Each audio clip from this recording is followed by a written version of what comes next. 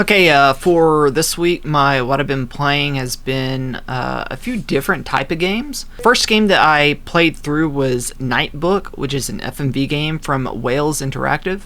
And much like the last one I talked about, this one's also a very heavily narrative-driven, choose-your-own-adventure movie, essentially. There are a few moments where there's two choices to make. I never saw any moment where there was more than two choices to make, I don't think. Essentially, you are a language interpreter and you work via like Skype or whatever. So you do video chat language interpreting. And you've been trying to pick up this archaic language from, some old whatever. It turns out to be it's like some sort of occultish adjacent language. But anyway, there's a book, and the book is like the Necronomicon, and it unleashes demons and yada yada yada. So the whole thing was pretty wacky, to be honest. Because the whole entire thing takes place like you're looking at your computer desktop, so the whole game is basically a series of Skype calls, essentially. And it was kind of like Night Trap in that you have closed circuit television where you can monitor all the rooms in your house from the living room at your computer. So I guess it was kind of interesting in that regard. But when I started off, I was kind of hoping for much more antics and longer. It was only like 45 minutes long, and there weren't that many special effects scenes until like the very end.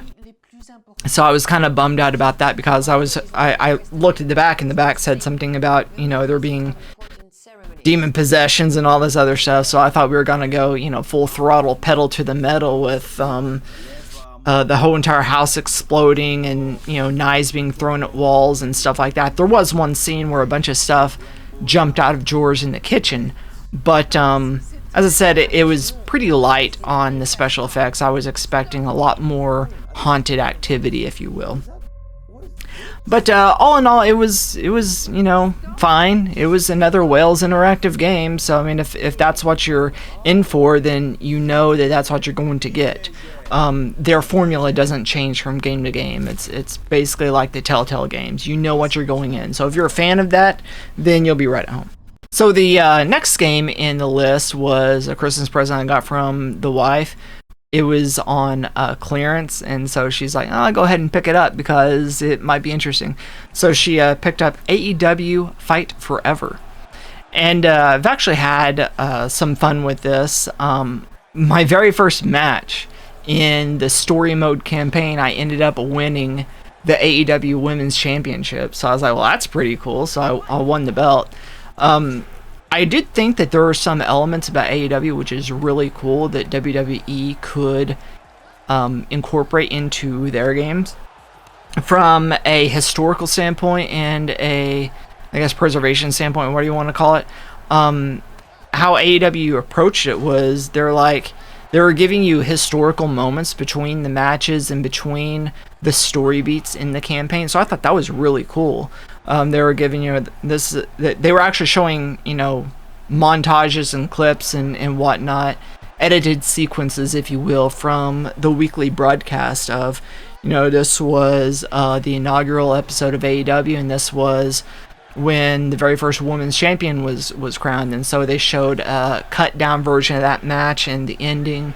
They showed this kind of cinematic intro of how AEW started, how it came to be. So that was kind of cool that there's these FMV sequences between the gameplay that gives more context and historical view of what AEW is trying to accomplish and what they're doing and that kind of thing. And I was like, WWE could do this as well with their games. A lot more narrative driven, add some more context to why does Roman Reigns have a 4.5 year long title reign, or something like that. So I thought that was pretty cool. And I also thought it was pretty cool that whenever you were doing the campaign, so the campaign is broken up by, there's 12 pay-per-views, and then there's 3 or 4 weekly shows between the 12 pay-per-views. And so for every single show, it shows a map, and it shows where you're flying to. So there's this little animation of a jet taking off from like Los Angeles or whatever, flying to Washington DC or something like that. So I thought that was really cool about how they incorporated, you know, here's this map and now we're showing the tour itinerary, because it actually put more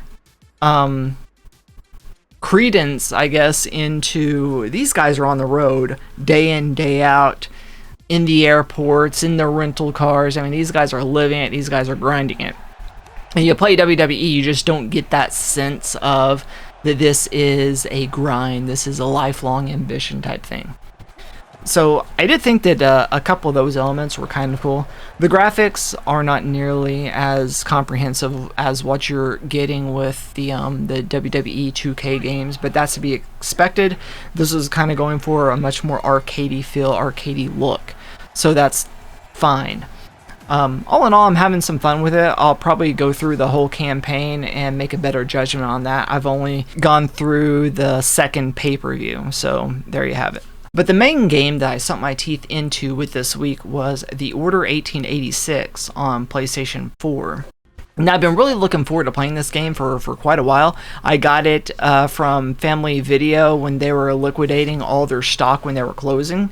So I picked it up then, it's just been sitting on the shelf ever since. So I was pretty excited to get into it. So I knew going in that there was some werewolf type activity in this game. I wasn't really sure kind of how that was set up and how that would be. I wasn't sure if it was going to be the entire game being a werewolf exterminator. It ended up not being that. The main thing is it's a third-person shooter, and you're basically shooting either rebellion infantry or military infantry or other things like that. So all of your opponents are human. At certain points, you would run into werewolves, and there are werewolf extermination, but it's very, very rare and seldom as far as that goes. I think there's a trophy for killing like 8 lichen. So that just tells you of how few of these guys are in the game. There was also mention of some vampire activity. I don't quite remember actually fighting any vampires in the game, so I think that that was just added to the story to flesh out the story a little bit more. But majority of the fighting is against humans. And I thought it was kind of interesting the setting. So it's set in 1886, but it's set in alternate reality 1886 because they actually had technology and they had power. And one of your allies is Nikola Tesla. And so he's like devising these gimmicks and these devices and that kind of thing that you take with you. And so I thought that was kind of cool. You know, there's like a lightning zappers and there's ways to override machinery and other things like that. You also have telecommunications devices. You have like walkie-talkies. You can talk to each other in 1886, I know. And there are blimps and other things like that. So that was kind of cool.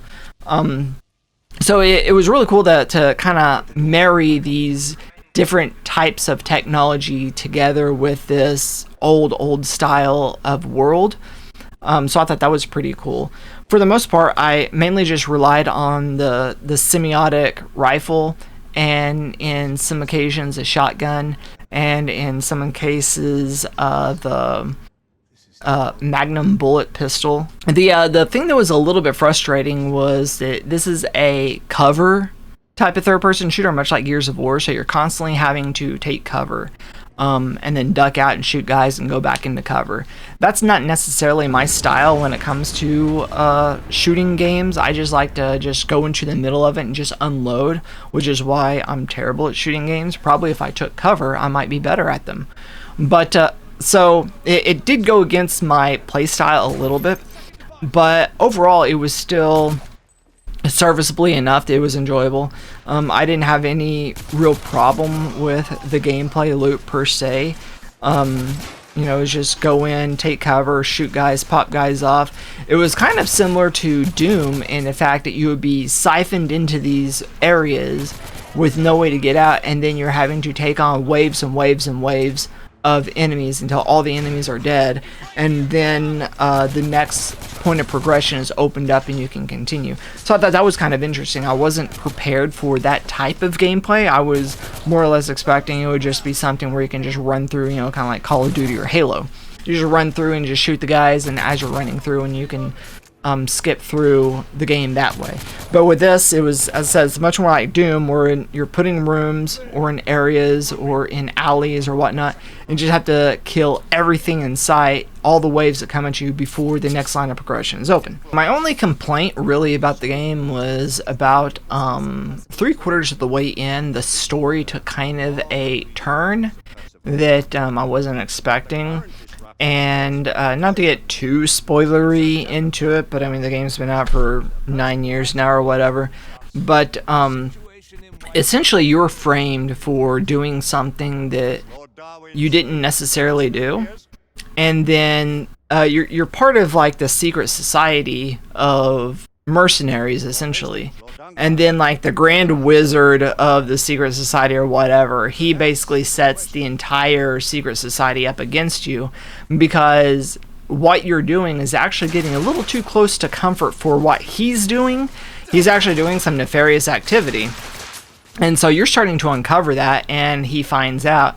And so basically he starts to turn everybody against you and giving them lies and deception. And the thing that really annoyed me was, as far as the story goes, I never actually got a chance to right those wrongs. And it was, to me, kind of unsatisfying, because I wanted to either have the ultimate conclusion of dispatching of the people who essentially voted me off the island, or at least trying to convince them that they'd been lied to and have them see my way, and then we all dispatch of the Grand Wizard guy. But neither of those things happened. Basically, it was kind of an unfulfilling conclusion from a thematic standpoint and a storytelling standpoint, and the fact that basically he has the entire company turn against you. You are put in exile, and then you fight the main boss of the game, and then credits roll. It's like there was, I mean, I guess that was the finality, was you were put into exile. Ultimately, it's not a happy ending, and I'm fine with not happy endings. But with this particular one, I wanted some people to have their comeuppance. And it was very unsatisfying that those certain people weren't able or weren't allowed to have their comeuppance. So, I don't know, that kind of left a bad taste in my mouth as far as that goes, in the fact that it's just a bad ending, and then credits roll, and that was that, and there's no sequel, there's no DLC, there's no anything, it's just that is that. Alright, so I guess that's, again, what I've been playing this week, and I just purchased Dead Space, and I've been playing through Dead Space, so that's probably what the next installment of this series is going to be discussing, is me and my opinion on the Dead Space remake. But thanks for watching, and peace out.